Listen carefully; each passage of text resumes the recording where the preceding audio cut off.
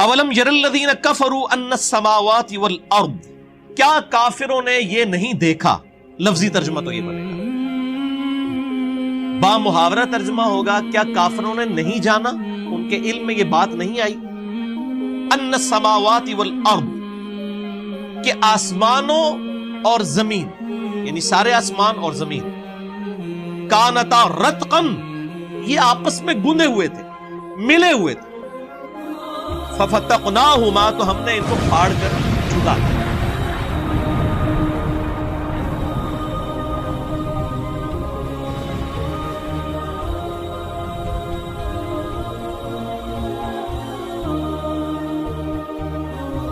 وَجَعَلْنَا مِنَ الْمَاءِ كُلَّ شَيْءٍ حَيٍّ، اور ہم نے ہر زندہ چیز کو پانی سے پیدا کیا۔ افلا یؤمنون، کیا اب بھی ایمان نہ لاؤ گے؟ یہاں پہ میرے بھائیوں میں تھوڑی سی اسی حوالے سے سورہ انبیاء کا جو ایفیکٹ ہے بگ بینگ، اس کی ہسٹری میں نے مسئلہ نمبر 60 میں بیان کی تھی، یہاں پہ بھی میں تھوڑا سا اس کو ایڈریس کر دیتا ہوں کہ 1929 میں 1929 عیسوی میں ایک امریکن اسٹرونومر تھا ایڈون ہبل، یہ وہی اسٹرونومر ہے جس کے نام کے اوپر وہ ہبل ٹیلیسکوپ ہے دنیا کی سب سے بڑی، جو سیٹ انہوں نے چھوڑی ہوئی ہے خلا کے اندر۔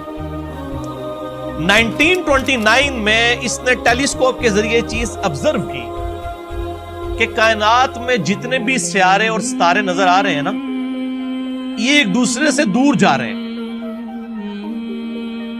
اور فزیکلی اس کا جب اسپیکٹرم ڈرا کیا گیا وہ گریجولی ریڈ کی طرف شفٹ ہو رہا تھا۔ اور یہ فزکس کا قانون ہے کہ اگر کسی موونگ آبجیکٹ، یعنی ادھر سے اگر ایک آبجیکٹ موو کر کے مجھ سے دور کی طرف جائے نا اور اس کا اسپیکٹرم ڈرا کیا جائے تو وہ ریڈ کی طرف شفٹ ہوتا ہے، جتنا دور جائے گا اتنا ریڈ کلر واضح ہوگا۔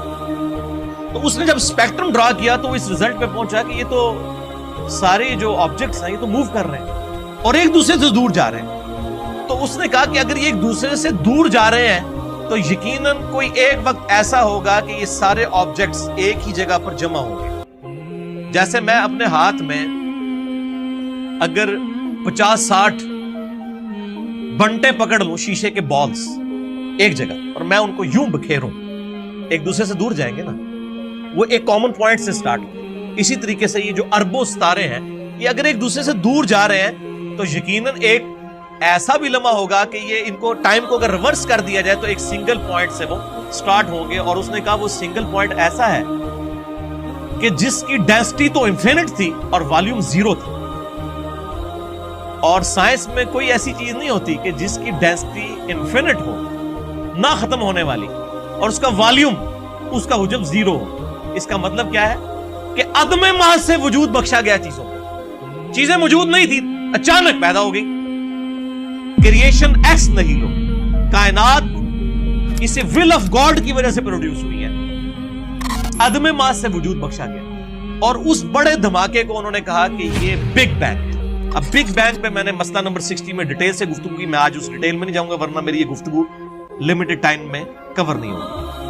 اچھا، جب اس نے یہ بات کی تو پھر یہ عوام کے سامنے آیا۔ پھر آئنسٹائن نے تو آلریڈی میتھمیٹیکلی یہ چیز پروف کر دی تھی، ایکسپینڈنگ یونیورس، کہ کائنات پھیل رہی ہے۔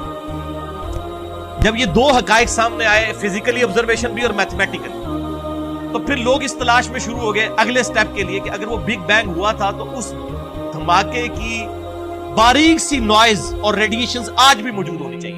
جیسے کہیں پہ بم پھٹے تو وہاں پہ دھواں اڑتا ہے اور ریڈیشنز اور شاک ویوز پروڈیوس ہوتی ہیں، اور کائنات کا اتنا بڑا دھماکہ ہے تو چاہے وہ اربوں سال پہلے ہوئے، آج تک شاک ویوز کوئی لمیٹڈ فارم میں تو موجود ہوں گی۔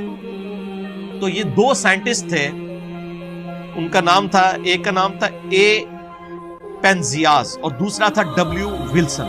انہوں نے 1965 میں وہ cosmic microwave background radiations دریافت کر لی، ان کو کہتے ہیں CMBR، cosmic microwave background radiation, جو بگ بینگ کی وجہ سے پروڈیوس ہوئی۔ 1978 میں ان دونوں کو نوبیل پرائز دیا گیا اس کے اوپر کہ اب فزیکلی آپ نے پروف کر دی یہ چیز۔ وہ آج تک اس دھماکے کے اثرات موجود ہیں کائنات کے اندر۔ پھر 1989 سے لے کر 1993 تک 4 سالوں کے لیے امریکہ نے ایک اسپیس شٹل ڈسکوری لانچ کی تاکہ فزیکلی خلا کے اندر ان چیزوں کو آبزرو کیا جائے، اور اس کے اوپر $160 ملین لگے۔ آپ جا کے ذرا گوگل پہ لکھیں CMBR، cosmic microwave background radiation, پوری آپ کو ویکیپیڈیا بتا دے گا کہ یہ کیسے کیسے پہلے ہبل نے دیکھا، اس کے بعد یہ ڈیٹیلز آئیں، اور پھر 1989 میں اسپیس شٹل لانچ کی گئی۔ $160 ملین لگا کے امریکہ نے، اور اس چیز کو اسٹیبلش کیا گیا کہ بگ بینگ جو ہے وہ ہوئی تھی۔ اور میں اکثر بولتا ہوں کہ ہر شے میں انسان کو خدا نظر آتا ہے، یہ بھی لٹریچر کا جملہ ہے، یہ نہ کوئی پکڑ لے کے جی خدا تو ہمیں نظر نہیں آ رہا، یہ لٹریچر کا جملہ ہے، یعنی کریٹر اپنی کریشن کی خوبصورتی سے پہچانا جاتا ہے۔ تو سائنٹسٹ نے انسانی تاریخ کی سب سے بڑی دریافت ڈسکوری قرار دیا تھا بگ بینگ تھیوری کے اسٹیبلش ہونے کو۔ بگ بینگ آج کی ڈیٹ میں تھیوری نہیں ہے، یہ ایک سائنٹیفک فیکٹ ہے، اور ان کا ہم نے ہینڈ رائٹنگ آف گاڈ دیکھ لی ہے۔ اس کی وجہ سے میتھمیٹکس کو کہا جاتا ہے نا کہ ہینڈ رائٹنگ آف گاڈ کسی نے دیکھنی ہے، خدا کی ہینڈ رائٹنگ، تو وہ سائنٹسٹ کہتے ہیں وہ میتھمیٹکس ہے۔